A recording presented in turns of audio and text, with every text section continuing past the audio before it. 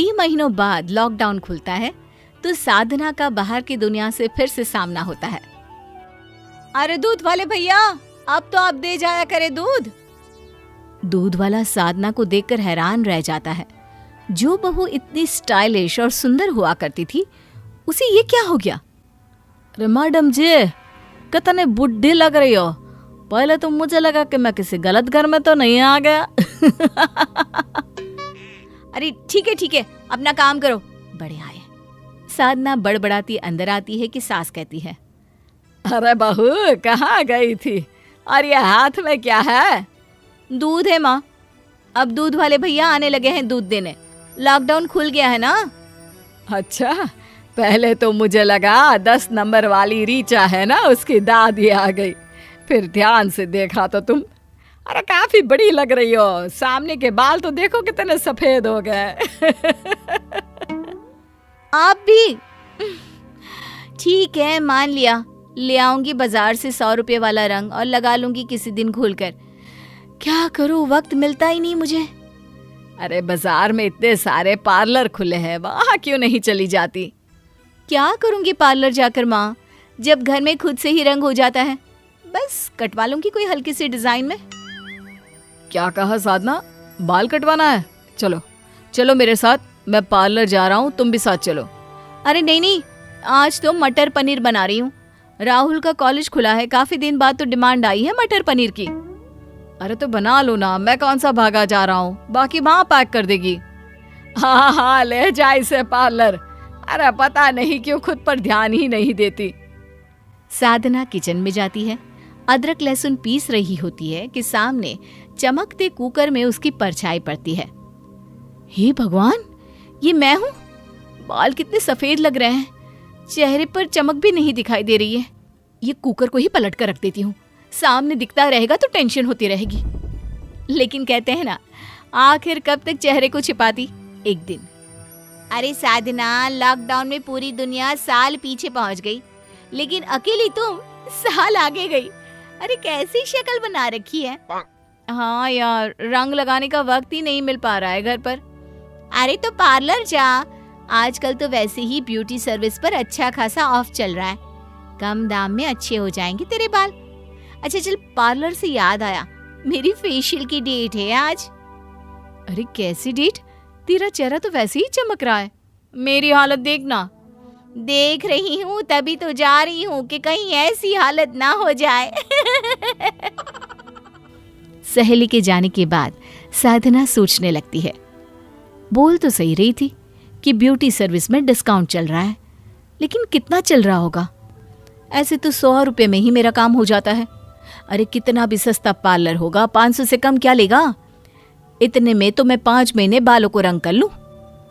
साधना यही सोचती घर को लौट रही थी कि पीछे से पति का दोस्त साधना के पैर छू लेता है, जिसे देख साधना सक पका जाती है।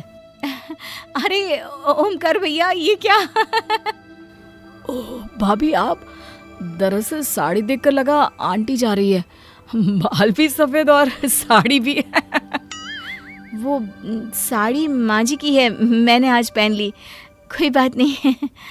अरे पर भाभी आप राकेश की माँ जैसी लग रही है, बुरा मत मानिएगा, ये क्या हालत बना रखी है। साधना को समझ में आ जाता है कि अब तो वक्त आ ही गया है कि उसे खुद पर ध्यान देना ही होगा। वो घर आती है। उस दिन तो तुम्हारे कारण मैं भी पार्लर नहीं जा पाया, लेकिन आज जा रहा हूँ, चलना है तो बोलो साथ। अब तो साधना ने तय कर ही लिया था कि आज खुद के लिए समय निकाल कर ही रहेगी। हाँ, जाना ही तो है, मैं अभी तैयार होकर आई। साधना सास के पास आती है। अरे क्या हुआ साधना, कोई कंफ्यूजन है क्या? हाँ माँ जी, आपको कैसे पता? क्योंकि ये तेरा मुंह है ना, तभी ऐसा बनता है। अब बता क्या माजरा है। बहू सास को सब की बात बता देती है जो उसके साथ घटना घटी। ओ, तो तू इन सब के बोलने पर पार्लर जाने वाली है?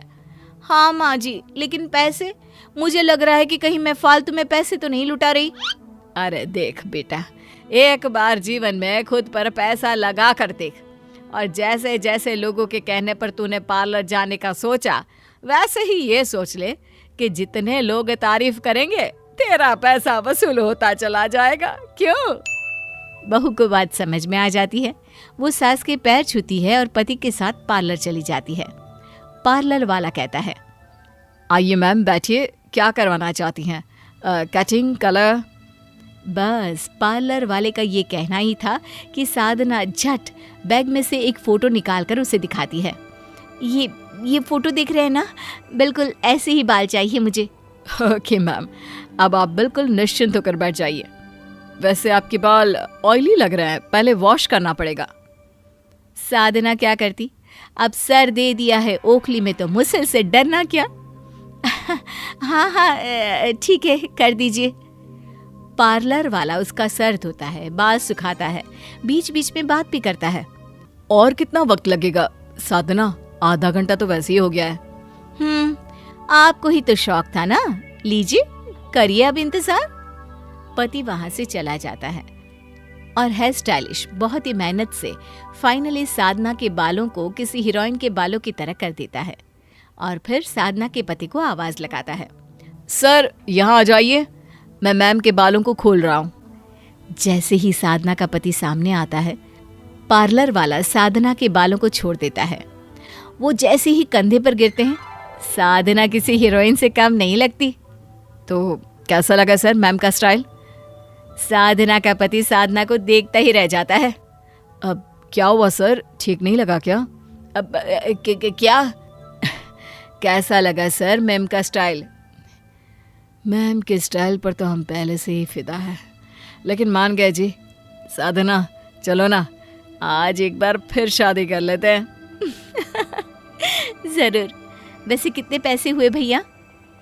5,000 रुपये मैम। साधना को तो समझ में ही नहीं आता कि उसने ये क्या सुन लिया। कितने कहा? रंग लगाने के? ये हेयर कलर है मैम, विथ स्मूथनिंग। 5,000 हुए हैं। हे भगवान, इतने पैसे! इतने में तो मैं शादी में दुल्हन बन गई थी। नहीं है, इतने नहीं दे पाएंगे। अरे कोई बात नहीं साधना, शादी को 15 साल भी तो हो गया है। तब और अब में महंगाई कितनी बढ़ गई है, और हर 15 साल में अगर इतना ही खर्च कराओगी खुद पर तो कोई भी हंस हंस कर खर्च करते। मेरी जाने मन, विश्वास नहीं होता तुम कितनी प्यारी लग रही हो। आप भी ना। साधना के पति की बात सुनकर साधना शर्मा जाती है और सोच लेती है कि अब थोड़ा